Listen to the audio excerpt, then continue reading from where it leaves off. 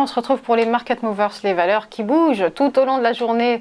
Avec vous, Bernard Prats-Desclaux. On va commencer par Coface, la société d'assurance crédit qui signe un très bon début d'année, résultat à la pluie.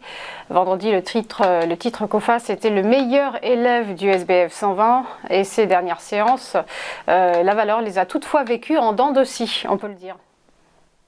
C'est ça. Et en fait, on est sur une valeur quand même qui est sur des plus hauts, et on est sur une valeur qui, en fin de semaine, a réalisé un gros rebond avec du volume et qui est venue s'affranchir d'une zone résistance d'un point haut qu'elle avait marqué début mars sur les 12,8 euros.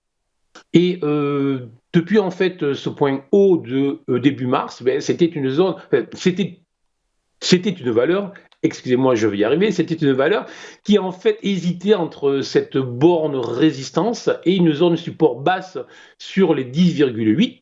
Et depuis maintenant plusieurs semaines, de manière très courte, on avait contracté entre les 12,9 et les 12,8.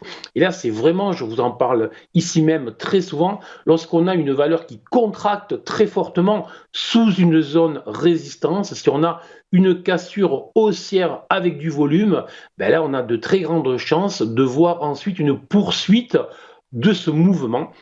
Et là, c'est exactement ce que nous avons eu ce vendredi. Alors, il y a eu un petit signal de faiblesse qui est juste le fait que l'on n'a pas eu une clôture sur le sommet de cette journée. Ça veut dire que sur la journée, qu'en fin de journée, il y a eu un certain nombre d'acheteurs qui ont décidé de sortir, de ne pas rester en position, de ne pas rester en over week-end, comme on appelle dans notre langage des fois si particulier de traders. Et donc, ce matin, on a fait un plus haut. Là, on est en hausse de 0,1%.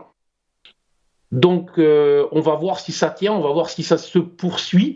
Mais très clairement, on aurait là un signal qui pourrait lancer un mouvement aussi relativement durable. Alors, les traders les plus aguerris pourraient rentrer sur ces zones-là. Et je dirais que les investisseurs plus tranquilles, plus patients, devraient normalement attendre une zone pullback, donc un retour baissier en direction des 12,9. Et si ça se produit, on aurait là, avec une entrée à 12,9, un stop qui pourrait être placé sur les 11,8, tout ça est très précis, et avec une grosse probabilité de voir ensuite le titre rebondir. Donc très positif sur cette valeur, l'invalidation sous les 11,8.